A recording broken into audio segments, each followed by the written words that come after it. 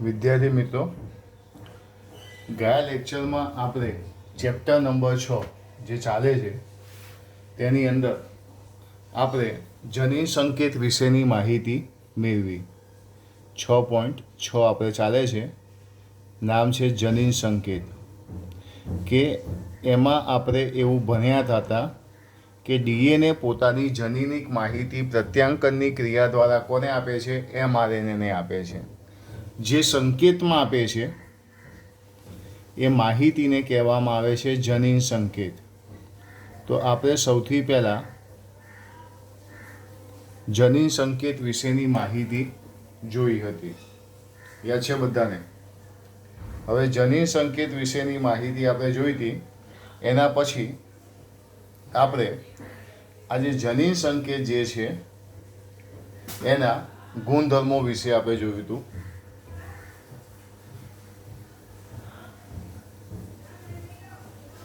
જનીન સંકેતના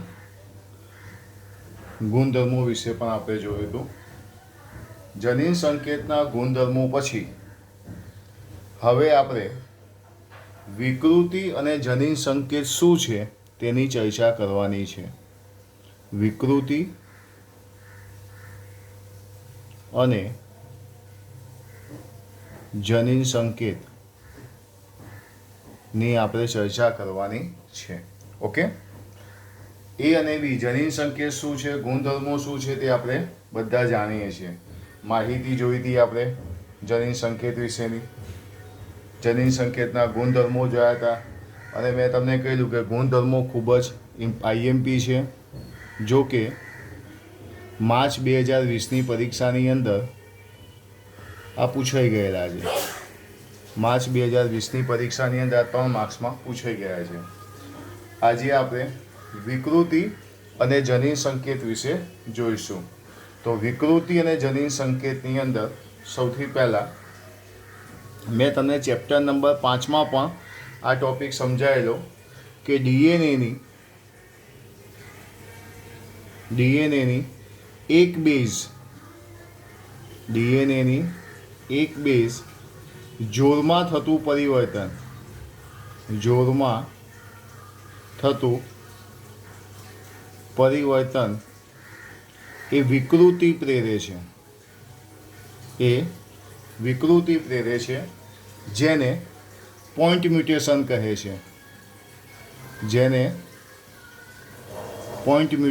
કહે છે. અને આપણે જો આનું ઉદાહરણ જોઈએ તો આનું ઉદાહરણ શું આવશે? સિકલ સેલ એનેમિયા, જે આપણને ખબર છે. આનું ઉદાહરણ આવશે સિકલ સેલ એનેમિયા.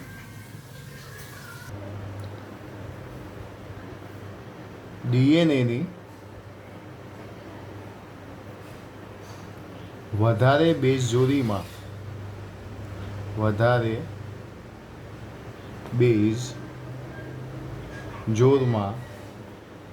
લોપ કે દ્વિગુણન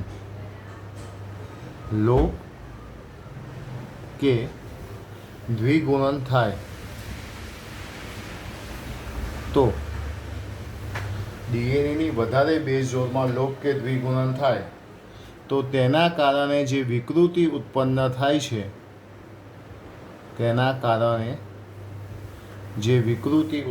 થાય છે તેને ફ્રેમ શિફ્ટ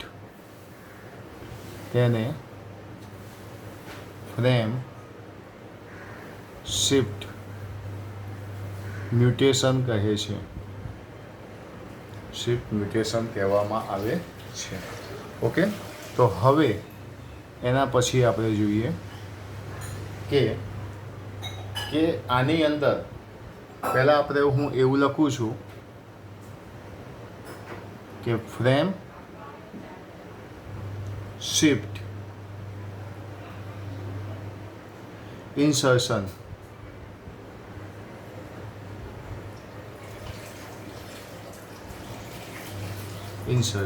ઓકે, તો અહીં એક વાક્ય એવું લખીશ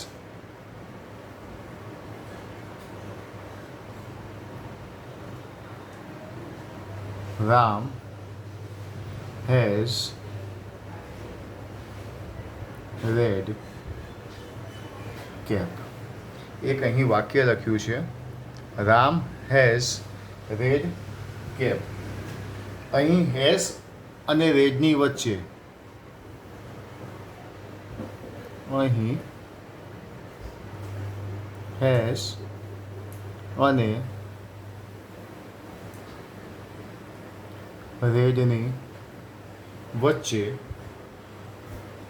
બીને ઉમેરી, શું ઉમેરવાનું છે? બીને ઉમેરી પુનઃ ગોઠવણી કરતા, પુનઃ ગોઠવણી કરતા. ચલો, હેઝ અને રેડની વચ્ચે બી ઉમેરવાનું છે, તો શું આવશે? રામ હેઝ, અહીંયા બી ઉમેરીશું તો બી સાથે હવે આર અને ઈ લેવાનું, કારણ કે જનીન સંકેત ત્રિઅંકી હોય એટલે ડી શું થઈ ગયો? છૂટો પડી ગયો. ડીને અહીંયા લઈ લો અને આની સાથે લઈ લો, DCA, અને પી શું થઈ ગયો? અલગ. ખબર પડી શું કર્યું? હેઝ અને રેડની વચ્ચે આપણે બી ઉમેરવો છે તો અહીંયા બી ઉમેરી દીધો, પણ જનીન સંકેત ત્રિઅંકી હોય એટલે BRE, DC અને પી કેવા થઈ ગયા? અલગ થઈ ગયા. અહીં હું થોડું વધારે એક વાક્ય લખું કે અહીં હેઝ અને રેડની વચ્ચે પહેલાં બી ઉમેરેલો, હવે માનો કે BI ને ઉમેરી પુનઃ ગોઠવણી કરતા, પુનઃ ગોઠવણી કરતા. ચલો, પુનઃ ગોઠવણી કરીશું. એની વચ્ચે શું ઉમેરવાનું છે? બી અને એ બંને. તો આપણે રામ લખીશું, HS લખીશું. હવે BI, તો હવે વધ્યો શું? ખાલી આર. પછી અહીંયા લખીશું EDC અને EP. 3 અક્ષર આપણે રાખવાના છે. ચલો, પહેલાં અહીંયા આપણે શું ઉમેર્યું? બીને ઉમેર્યું. અહીંયા શું ઉમેર્યું? BIને ઉમેર્યું. ફરીથી આપણે એક વાક્ય લખીશું કે અહીં હેઝ અને રેડની વચ્ચે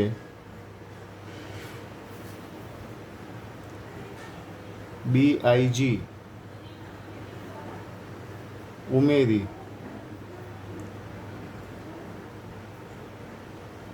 પુનઃ ગોઠવણી કરતા. ચલો, પુનઃ ગોઠવણી કરીશું તો શું લખીશું? રામ હેઝ, એ તો આવશે. હવે આખા શબ્દ જ ઉમેરાઈ ગયા. BIG, બી ત્રિઅક્ષરી છે. પછી રેડ અને અહીંયા આપણે શું લખ્યું? કેપ. તમે જોઈ શકો છો, સૌથી પહેલાં અહીંયા શું હતું? Ram has red cap. B ઉમેર્યો, પછી BI ઉમેર્યો અને પછી BIG ઉમેર્યો. હવે જ્યારે BIG ઉમેર્યો તો અહીંયા ખાલી બી ઉમેર્યા તો એક શબ્દ છૂટો પડ્યો. અહીંયા 2 શબ્દ અને અહીંયા આખું ત્રિઅક્ષરીમાં તમે જુઓ હેઝ અને રેડની વચ્ચે BIG ઉમેરતા આખી વસ્તુ આપણને જોવા મળી. તો આને આપણે શું કહીશું? Frame shift insertion. ઓકે, તો હવે આપણે જોઈશું લોપ વિકૃતિ. અત્યાર સુધી આપણે ઉમેરેલા, હવે શું કરીશું? લોપ કરીશું. ચલો, વાક્ય જે આપણે લખેલું એની જ વાક્યને હું ફરીથી લખું છું. Ram has red cap. વાક્યનું જ રાખીએ. હવે શું લખીશું? અહીં ઉપરોક્ત વાક્યમાંથી, અહીં ઉપરોક્ત વાક્યમાંથી RED અક્ષરને એક પછી એક લોપ કરી, એક પછી એક લોપ કરી પુનઃ ગોઠવણી કરતા,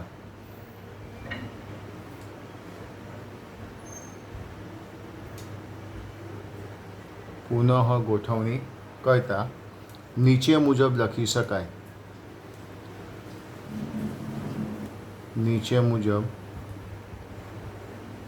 લખી શકાય. હવે નીચે મુજબ લખી શકાય, મતલબ ઉપરોક્ત વાક્યમાંથી AREDના એક પછી એક શબ્દને લોપ કરીશું. તો પહેલાં આપણે આરને લોપ કરીશું. ઓકે, તો ચલો શું લખીશું? આ થઈ ગયા. આરને કાઢી નાખો તો શું વધ્યું? ED. અહીંયાથી શું લાવવાનું? C.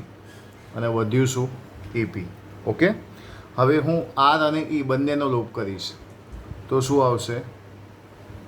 રામ હેસ. આરી કાઢી નાખો તો શું વધ્યું? D. ત્યાંથી લેવાનો CA. અહીંયા શું લખીશું? P. હવે 3 શબ્દ આરઈડીના 3 શબ્દનો આપણે લોપ કરીશું. તો રામ હેઝ કેપ. ઓકે, તો આ થયું શું થયું? લોપ વિકૃતિ, જેમાં એક પછી એક શબ્દને આપણે શું કર્યા છે? દૂર કર્યા છે. આગળ શું હતું? ઇન્સર્શન, જેમાં એક પછી એક શબ્દને આપણે ઉમેર્યા છે. બરાબર છે. તો અહીં આપણને જાણવા શું મળ્યું? ઉપરોક્ત અભ્યાસ પરથી સ્પષ્ટ થાય છે કે ઉપરોક્ત અભ્યાસ પરથી સ્પષ્ટ થાય છે કે એક અથવા બે બેઝ જનીનના ઉમેરાવાથી, એક અથવા તો બે, એક અથવા તો બે બેઝને આપણે ઉમેરીએ કે દૂર કરીએ, એક અથવા તો બે બેઝ ને આપણે શું કરીએ? ઉમેરીએ અથવા તો આપણે એને શું કરીએ? દૂર કરીએ. તમે અહીં જોશો કે આપણે એક દૂર કર્યું, અહીંયા બે દૂર કર્યા, અહીંયા આપણે બી શબ્દ આને ઉમેર્યું, અહીંયા બીઆઈને ઉમેર્યા. એક શબ્દને કે બે શબ્દને ઉમેરીએ કે એક અથવા બે શબ્દને આપણે દૂર કરીએ તો રીડિંગ ફ્રેમમાં પરિવર્તન આવે છે, બોલવામાં તકલીફ પડે છે. આવું કરીએ તો રીડિંગ ફ્રેમમાં પરિવર્તન આવે છે. પરંતુ તેના સ્થાને જો આપણે 3 કે 3ના ગુણકમાં 3 કે 3ના ગુણકમાં બેઝને આપણે ઉમેરીએ કે દૂર કરીએ, જેમ કે અહીંયા આપણે ઉમેર્યા છે તો બોલવામાં ક્યાંય તકલીફ આવતી નથી. અહીંયા આપણે દૂર કર્યા છે, રામ હેઝ કેપ, એટલે 3ને કે તેના ગુણાંકમાં ઉમેરવામાં આવે કે દૂર કરવામાં આવે તો રીડિંગ ફ્રેમમાં કોઈ પરિવર્તન આવતું નથી. ઉપરોક્ત અભ્યાસ પરથી સ્પષ્ટ થાય છે કે એક અથવા બે બેઝ ઉમેરવામાં આવે કે દૂર કરવામાં આવે, રીડિંગ ફ્રેમમાં પરિવર્તન આવે છે. પણ ધ્યાન રાખો, 3 કે તેના ગુણાંકમાં ઉમેરવામાં આવે કે દૂર કરવામાં આવે તો તેના રીડિંગ ફ્રેમમાં કોઈ જ પ્રકારનું પરિવર્તન આવતું નથી. તો એક મહત્ત્વની થિયરી છે વિકૃતિ અને જનીન સંકેત. ડીએનએની એક બેઝ જોડમાં થતા પરિવર્તનને લીધે જે વિકૃતિ થાય તેને પોઈન્ટ મ્યુટેશન કહેવાય. ઉદાહરણ તરીકે સિકલ સેલ એનેમિયા વધારે હોય તો એને ફ્રેમ શિફ્ટ મ્યુટેશન કહેવાય, જેમાં ફ્રેમ શિફ્ટ પણ આપણે જોઈ કે જેની અંદર રામ હેઝ રેડ કેપ, એમાં હેઝ અને રેડની વચ્ચે અનુક્રમે આપણે બીને ઉમેર્યું, બીઆઈને ઉમેર્યું, બીઆઈજીને ઉમેર્યું. લૂપની અંદર શું કર્યું? રામ હેઝ રેડ કેપ છે તો એમાં રેડના એક પછી એક અક્ષરને આપણે શું કર્યા? લોપ કર્યા. એના વિશેની પણ આપણે માહિતી જોઈ લો બધે એકવાર કમ્પ્લીટ. પીડીએફમાંથી પણ એકવાર ખાસ વાંચજો.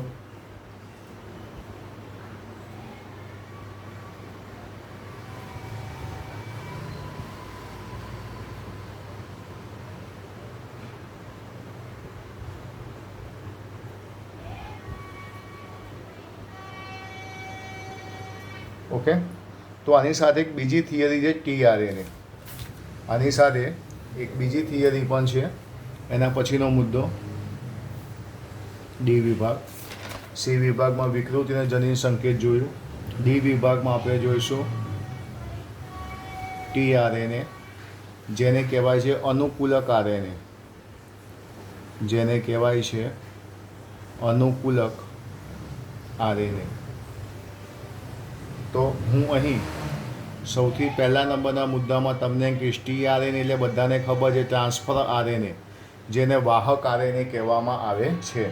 TRNA અનુકૂલક અણુની હાજરી પ્રસ્થાપિત કરે છે. આ અનુકૂલક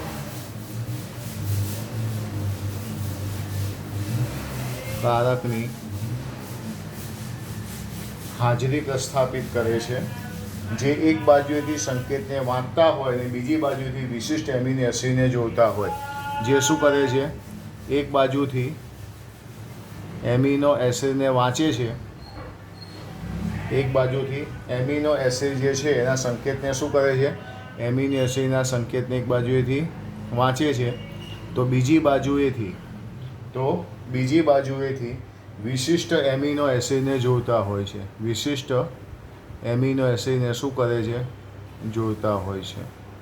તો tRNA અનુકૂલક અણુની હાજરી દર્શાવે છે, જે એક બાજુથી એમિનો એસિડના સંકેતને વાંચે છે અને બીજી બાજુએથી વિશિષ્ટ એમિનો એસિડને તેની સાથે શું કરે છે, જોડે છે. આ જે tRNA જે છે, tRNAમાં એક પ્રતિસંકેત લૂપ આવેલું હોય છે. tRNAમાં એક પ્રતિસંકેત લૂપ આવેલું હોય છે, જ્યાં જનીન સંકેતના પૂરક બેઝ આવેલા હોય છે, કે જ્યાં જનીન સંકેતના પૂરક બેઝ આવેલા હોય છે, જ્યાં જનીન સંકેતના પૂરક બેઝ આવેલા હોય છે. તેમાં 3' તરફનો છેડો, આ ધ્યાન રાખજો બધા, મોસ્ટ MCQ છે, કે જ્યાં 3' તરફનો છેડો એમિનો એસિડ માટેનો સ્વીકાર્ય છેડો છે, એમિનો એસિડનો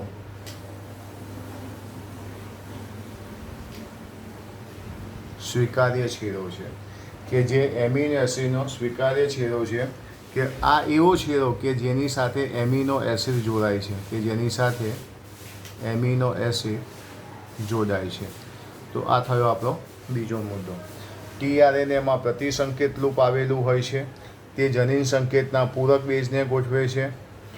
પછી લખેલું છે, તેના 3' તરફના છેડાને એમિનો એસિડનો સ્વીકાર્ય છેડો કહેવામાં આવે છે, કે જ્યાં એમિનો એસિડ જોડાય છે.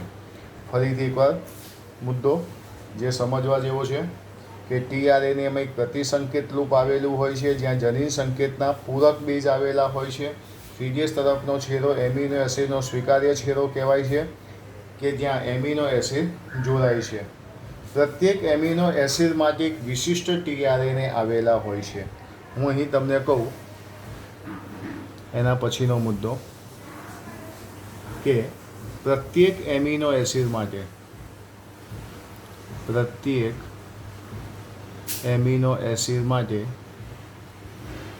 વિશિષ્ટ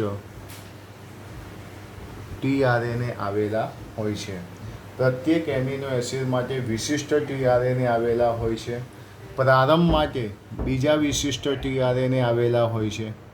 પ્રારંભ માટે બીજા વિશિષ્ટ tRNA આવેલા હોય છે, જેને પ્રારંભક tRNA પણ કહી શકાય, જેને પ્રારંભક tRNA પણ કહી શકાય. સમાપ્તિ સંકેત માટે કોઈ tRNA આવેલા હોતા નથી. સમાપ્તિ સંકેત માટે tRNA આવેલા હોતા નથી. પ્રત્યેક એમિનો એસિડ માટે વિશિષ્ટ tRNA હોય છે. પ્રારંભ માટે જે tRNA આવેલા છે તેને પ્રારંભ tRNA કહે છે, જો કે સમાપ્તિ સંકેત માટે કોઈ tRNA આવેલા હોતા નથી. એક આ વસ્તુ ધ્યાન રાખવાનું. એના પછી tRNAનું બંધારણ. આ જે tRNA જે છે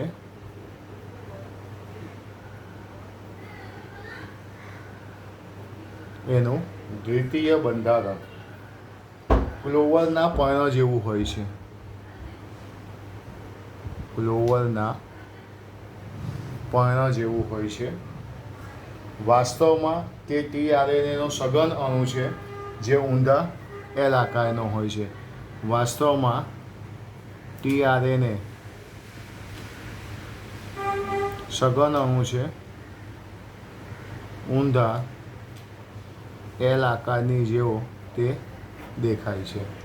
tRNAનું દ્વિતીય બંધારણ જોવા જઈએ તો હું તમને અહીંયા એક વસ્તુ સમજાવું કે tRNAનું દ્વિતીય બંધારણ ક્લોવરના પર્ણ જેવું હોય છે.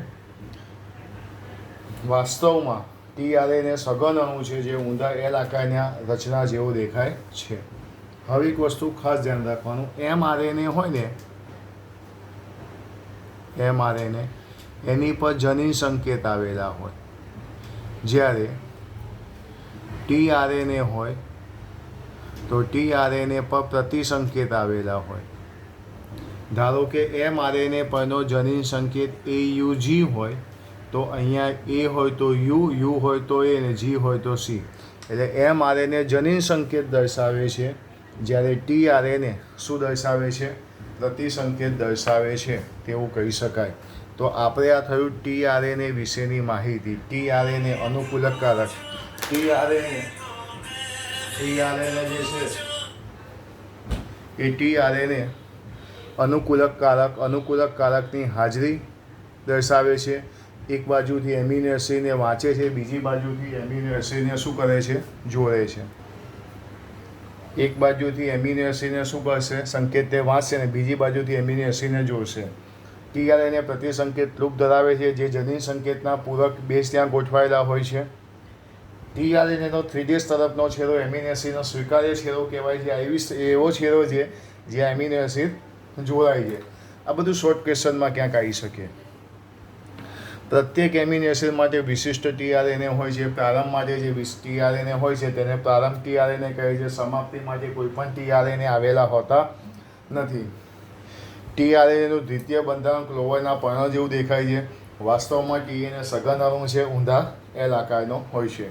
એક વસ્તુ ખાસ ધ્યાન રાખવાનું કે mRNA હંમેશા જનીન સંકેત દર્શાવે, tRNA હંમેશા પ્રતિસંકેત દર્શાવતો હોય છે.